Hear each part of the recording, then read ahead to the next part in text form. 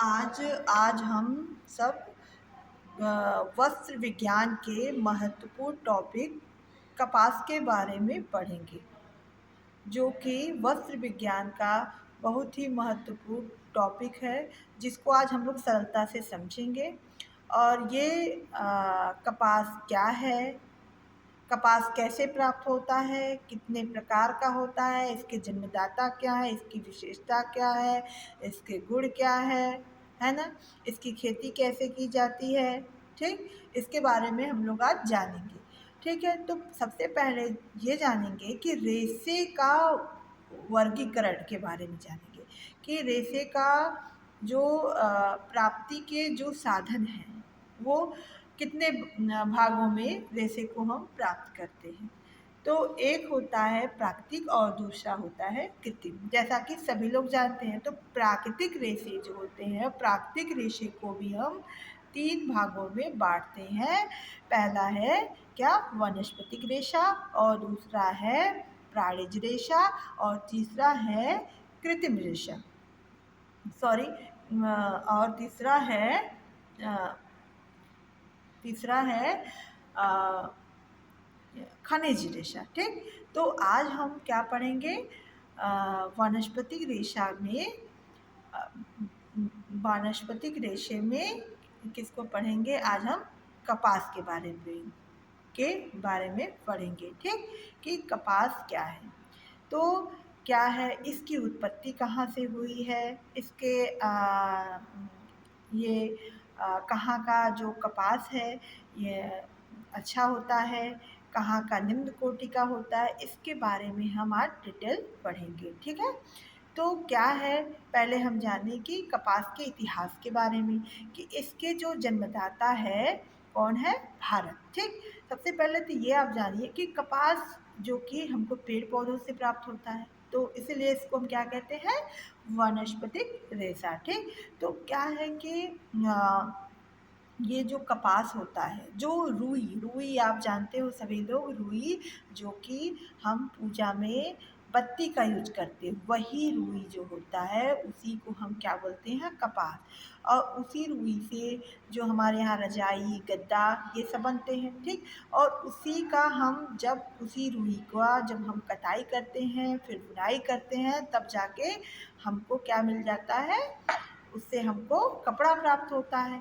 जैसे कि जब हम ये जो सूती जिसको हम कपास कर रहे हैं, जो उसके रेशे होंगे उसको हम कटाई करेंगे तो हमको धागा प्राप्त होगा, और बुनाई करेंगे तो हमको क्या प्राप्त होगा, हमको कपड़ा प्राप्त होगा। ठीक है, तो हम अब इसको हम जानेंगे कि क्या है, इसका इतिहास क्या है।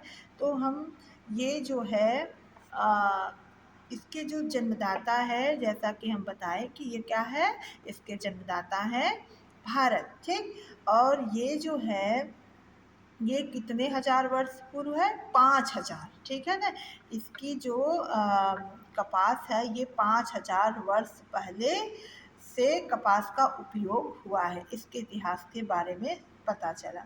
और क्या है कि कपास का जो उत्पादन एवं निर्माण क्या है, धीरे धीरे यहाँ से भारत से कहाँ से हुआ, इजिप्ट और एशिया और इजिप्ट के द्वारा पूर्वी अफ्रीका और यूरोप के देशों में होने लगा।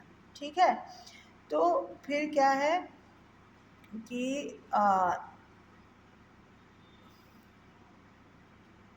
विश्व में पैदा होने वाला कपास का 3/4 भाग कहाँ से प्राप्त होता है, संयुक्त राज्य अमेरिका में पैदा होता है। और शेष 1/4 भाग कहाँ पैदा होता है, भारत, चीन, मिस्र, ब्राज़ील और फ्रांस आदि के देशों में उत्पादित किया जाता है।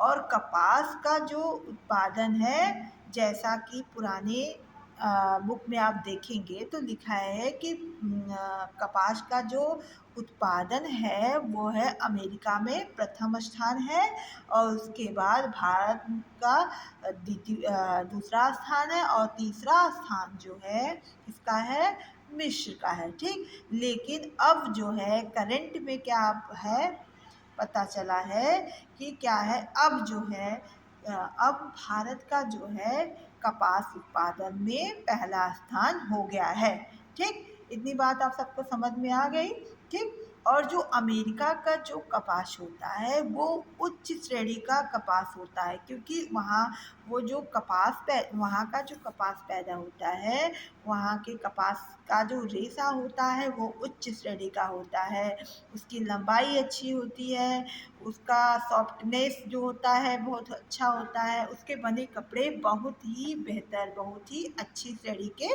होते हैं, जो कि विश्व में प्रथम स्थान प्राप्त है उसके वैरायटी में, कि वहाँ की जो वैरायटी होती है बहुत ही अच्छी होती है, ठीक है।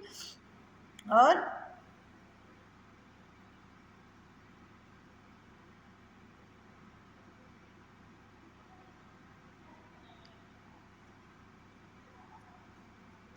प्राचीन काल में सूती वस्त्र जो होता है, ठीक है, प्राचीन काल में सूती वस्त्र हाथ से घरों में बनाए जाते हैं, ठीक है, पहले।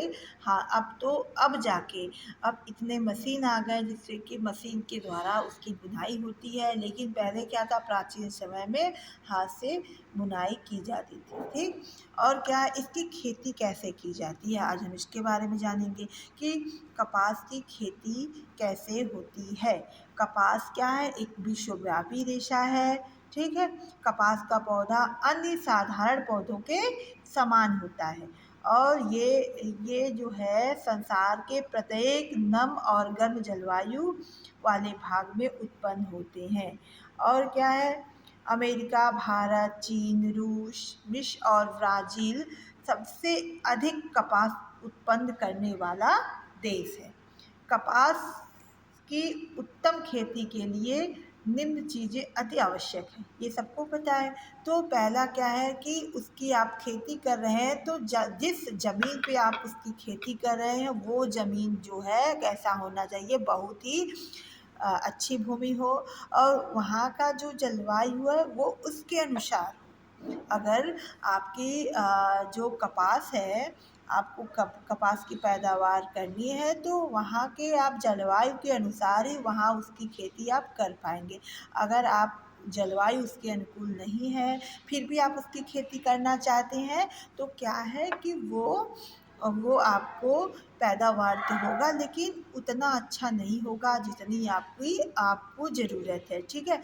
तो सबसे पहले हम उसकी देखेंगे उसकी भूमि और जलवायु। जो कपास है वो उष्णकटिबंधीय जलवायु में पैदा होता है, वहाँ की जलवायु जो है ठंड और गर्म दोनों होना चाहिए ना, तो उसी को क्या कहते हैं, उष्णकटिबंधीय जलवायु में पैदा होता है।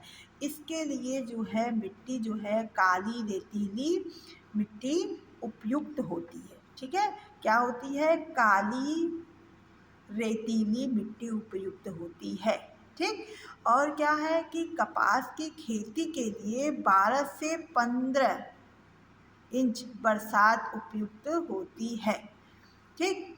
क्षार युक्त भूमि में लंबे रेशे वाले कपास उत्पन्न होते हैं। जब जो मिट्टी होती है वहाँ की, जिस मिट्टी में आप फसल उगा रहे हैं वो मिट्टी आपकी क्षार युक्त होनी चाहिए। अगर मिट्टी क्षार युक्त होगी तब जो उससे कपास का जो उत्पादन होगा उसके जो रेशे होंगे वो क्या होंगे, लंबे रेशे होंगे ना। और क्या है, आपको कपास का फसल उगाने के लिए आपको पर्याप्त सूर्य प्रकाश आर्द्रता की आवश्यकता होगी। और इसके लिए जो पाला होता है जो कि ठंड के मौसम में आलू वालू पे देखती होंगी कि पाला मार देता है तो आपका आलू खराब हो जाता है, ठीक। वही पाला अगर आपके कपास पे भी मारेगा तो आपका जो है फसल ये कपास का जो फसल है वो भी उस पे हानिकारक प्रभाव पड़ेगा। अब हम जानेंगे कि बीज कैसे बोते हैं, कपास मतलब सूती सूती हाँ, उसको कैसे लगाते हैं। तो जैसे ठीक वैसे जैसे हम आलू बोते हैं कतार में, ठीक वैसे इसके बीज हम कतार में बोते हैं। और प्रारंभ में इसे अधिक वर्षा की आवश्यकता होती है, और कपास का जो पौधा है बड़ा होने पर अधिक वर्षा की आवश्यकता नहीं होती।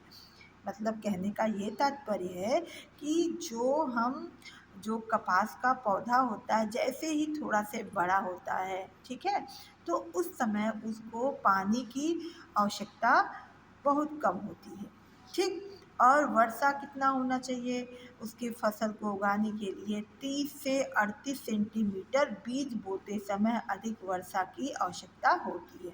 समझ में आया आपको कि जब आप बीज बोते हैं तब उस समय 30 से 38 सेंटीमीटर बीज बोते समय अधिक वर्षा की आवश्यकता होती है। और जब जब पौधे बड़े हो जाते हैं तो अधिक वर्षा की आवश्यकता नहीं होती, ठीक। फिर क्या है, ये फसल कितने दिन में तैयार होगा, इसको भी हम ध्यान से सुने कि ये जो कपास का जो फसल है को तैयार होने में क्या लगता है, 200 दिन लगता है, ठीक। 200 दिन मतलब कि 1 वर्ष में तैयार होता है, ठीक है। अब फिर क्या पढ़ेंगे कि कपास का जो पौधा होता है वो कैसा होता है। इसका पौधा 3 प्रकार का होता है, एक बड़ा पौधा, एक मध्यम वर्ग का पौधा और एक होती है जैसे छोटी छोटी झाड़ियों के रूप में, ठीक है। यह उस उष्ण प्रदेश में पाया जाता है, जैसा कि मैं पहले भी बता चुकी हूँ आप सबको को उष्णकटिबंधीय जलवायु होनी चाहिए। और खेतों में पानी नहीं भरा होना चाहिए। और यदि ज़मीन में नमक या गोबर रहे तो वह ज़मीन कपास के लिए उत्तम ज़मीन है, ठीक है। हमने पहले भी बताया था कि जो आप जिस खेत पे आप ये फसल उगा रहे हैं वो खेत आपका क्षारयुक्त हो। क्षारयुक्त आपको खेत को बनाना है तो आप क्या करेंगे, खेत में बोने से पहले जुताई से पहले पहले उस खेत में आपको क्या करना चाहिए, नमक और गोबर डाल करके जुताई करवाइए, जिससे वो भूमि जो है क्षारयुक्त हो जाए। और उसके बाद आप उस पर फसल उगाएंगे तो आपका जो पौधा तैयार होगा वो अच्छा होगा, ठीक। और क्या है कि अगर वो ज़मीन आपका अच्छा नहीं है, आपका खेत अच्छा नहीं है, तो वही मध्यम श्रेणी का पौधा तैयार होगा, जो झाड़ियों जैसा पौधा तैयार होगा, जो कि जब उससे आप रेशे प्राप्त करोगे तो आप निम्न कोटि के रेशे प्राप्त करोगे, आपको उच्च श्रेणी के रेशे नहीं प्राप्त हो पाएंगे, ठीक है। और क्या है कि अब पौधे का हम विकास पढ़ेंगे, कैसे पौधों का विकास होता है, ठीक। तो सबसे पहले तो हम ये देखें कि ज़मीन कैसे हम उस कपास के बीज को बोते हैं। कि सबसे पहले कैसे क्या करते हैं कि ज़मीन को अच्छी प्रकार से जोत कर भूमि में कपास के बीज बोए जाते हैं। जब पौधे 3 इंच के मतलब 3 इंच के, ठीक है, 3 इंच के होते हैं तो इनकी क्या करती है चाहिए निराई की जाती है, ठीक।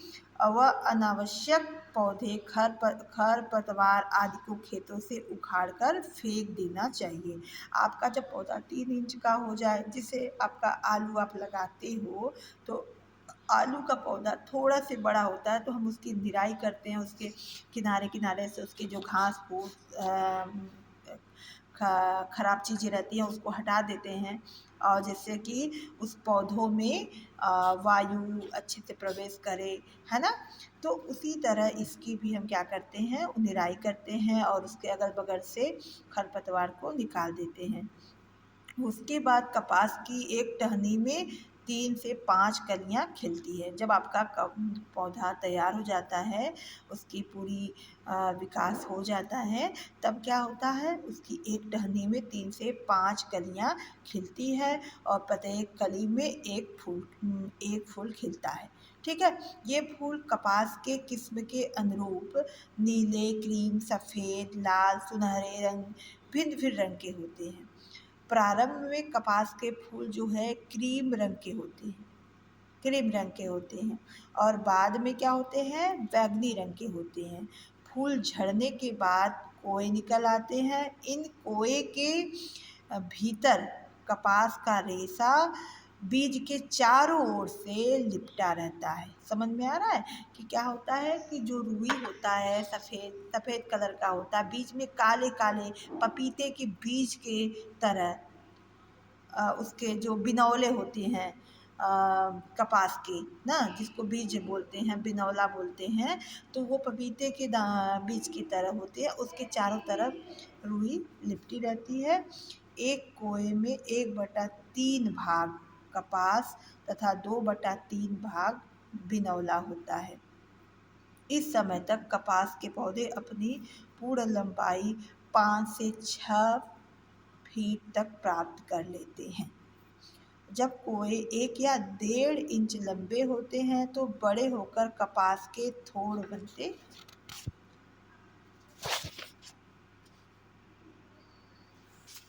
ठीक है। और अब हम जानेंगे कि भारतवर्ष में पाई जाने वाली कपास की किस्में, कि कौन कौन से किस्म हमारे भारत देश में पाई जाती है।